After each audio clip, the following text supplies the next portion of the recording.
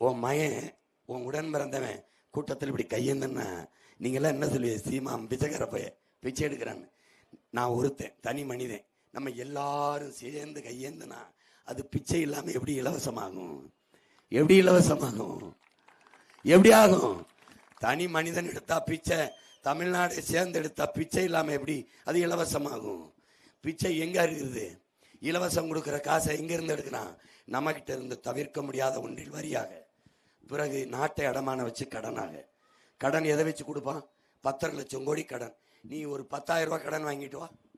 கடன் கொடுக்குற என்ன கேட்பான்? நகையை வை, பண்ட பாத்திரத்தை வை, சொத்தை வை, வீட்டை வை என்று கேட்பானா? கேட்க மாட்டானா? 10 லட்சம் கோடி எதை நம்பி கொடுத்தான் அவங்களுக்கு? எதை நம்பி கொடுத்தாங்க? புரிஞ்சிருச்சு. மக்களின் நலத்தை, மண்ணின் வளத்தை, நாட்டை இடமான வைத்து, நம்ம அப்பன் வீட்டை இடமான வைத்து கடன் பெறுவது போல தமிழ்நாட்டை இடமான வைத்து கடன் பெற்றவர்கள் இவர்கள்.